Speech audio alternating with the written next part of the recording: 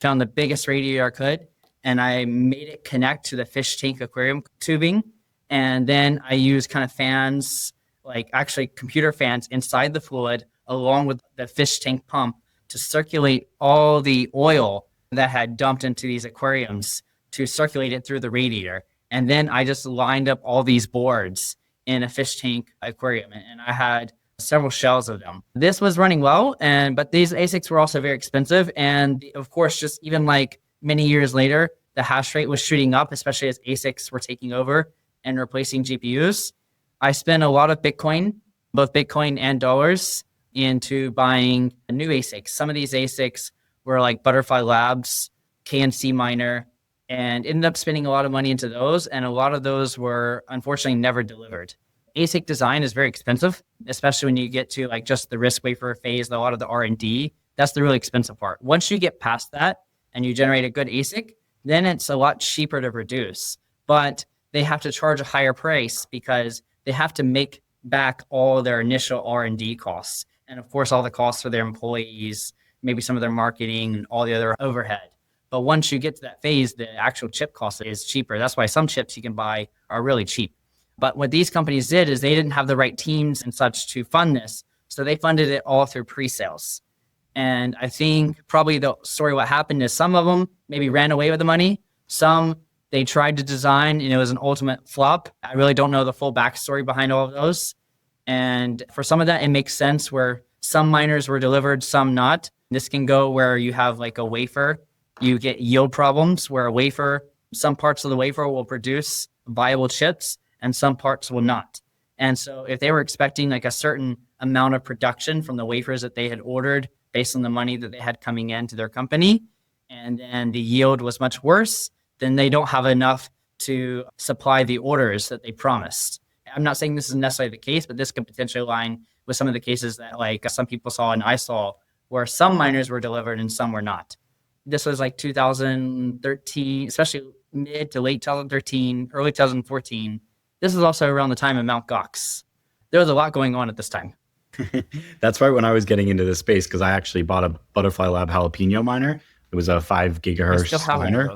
So you got that. What did you buy? And that was the 2-week problem. For them, it was always like 2-week delivery. We'll be delivering in 2 weeks. It was the biggest kind of like scam going on the message boards and the memes back then. So you got into mining. I mean, the fish tank operation sounds like you were immersion cooling. So yes. Is it clear to say, or you're one of the first immersion cooling miner, if not the first? I think I ended up talking to someone at some point who tried immersion cooling before I did. I can't remember that clearly. So then they may have been the first immersion, or if I'm remembering wrong, then maybe I am the first immersion cooler, but I could definitely say with confidence, I'm one of the first.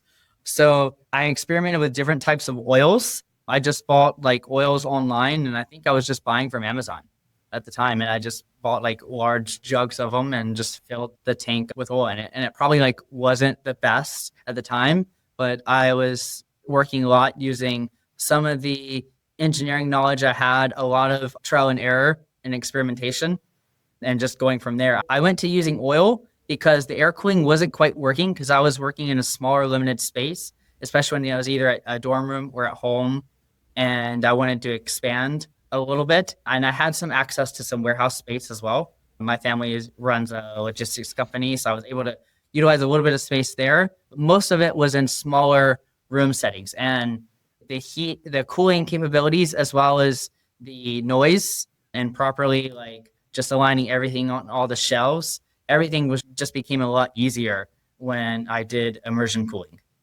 How many devices are we talking about? It's hard to measure in gigahash or megahash back then, but how many devices were you trying to run at a time? It was several dozen. For the ASIC miners that actually got from FriedCat, which I never talked to him later. I have no idea what happened to him. So FriedCat, if you ever see this, hello. I bought a lot of miners from you at the time. But so buying those, I ran several dozen of those. A few others that I did. Some of the GPUs were Radeon. They were the 7970s or 7990s, if I remember correctly. I might be wrong on that. Don't hold me to it. But I think that's what I was running when I was doing GPUs. And then I was running several dozen of these miners. And at first I was running most of them on air-cooled setups, and then I moved to the immersion setup. And then I also went to going from home and having gigantic vats of oil and then realizing also what a pain it was to dispose of that. That was actually a problem that I didn't think ahead on, at least at the time. But I was very young and naive then. Most people don't think about that. So you're going from one of the first immersion gold miners ever, working with Fried Cat, who those listeners who don't know, sold a lot of these first ASIC chips and collected tons of Bitcoin in pre-orders for a batch and basically ran away, kind of moved off the blockchain and disappeared. But you, Carson, you've stayed around. Where did you go after this? And how do you end up at SBI, which is a huge achievement in launching with them? Yes. So in some ways, I actually didn't fully stay around, and that's how I ended up there. Because it wasn't an industry at the time. It wasn't a career. Like you couldn't fully make a career yet out of it. I mean, you could make money, but even then it was still difficult because just like it is today, you have to properly maintain like your cost of power, your cooling and everything. And at that point, I was very new to this, and that gave me the proper exposure and learning and applying that to with the engineering concepts of just who I am, but also too what I learned in my schooling, and then the concepts that I learned later on in my career. So now, how did I end up to where I was in my career out from going from mining? So 2012, 2013 was around the time that I graduated from NC State University. While at the time I was at NC State, I did a study abroad in Japan. I really liked living there. Many good things about it: good food, good safety, a lot of things that just drove me to want to go back to live there. But around the same time, though, rather than doing for ASICs, because as I just mentioned, a lot of the original ASICs manufacturers or the people who tried to manufacture ASICs ended up flopping. And I gave them money, lost a lot of money. I was very discouraged. I almost lost a lot of money in Mt. Gox. I missed it by like just a week or two. I had some delays of trying to they wanted some extra KYC documentation. And this was just like 1 or 2 weeks before they went belly up.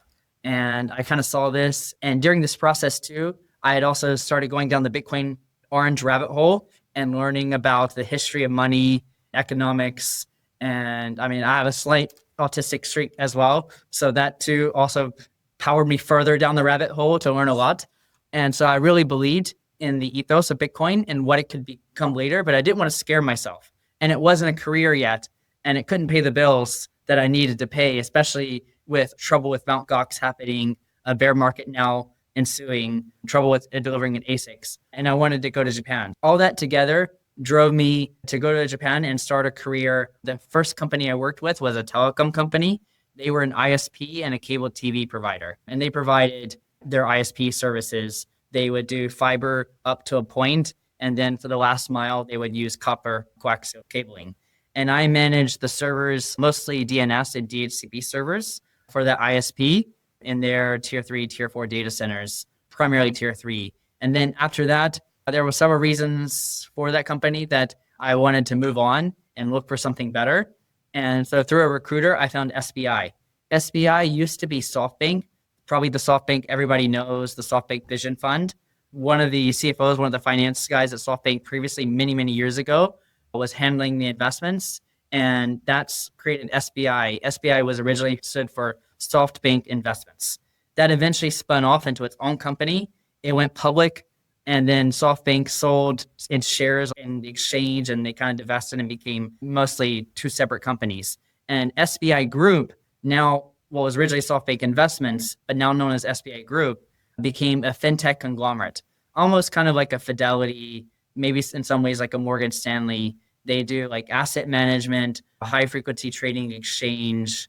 They own and lease cargo ships and airplanes, insurance, all kinds of stuff. There's like 270 to 300 subsidiary companies now.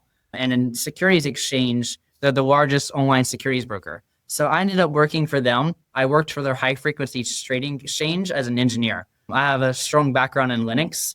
I can do a little bit of programming, not enough as like a full software developer, but enough to make me slightly dangerous.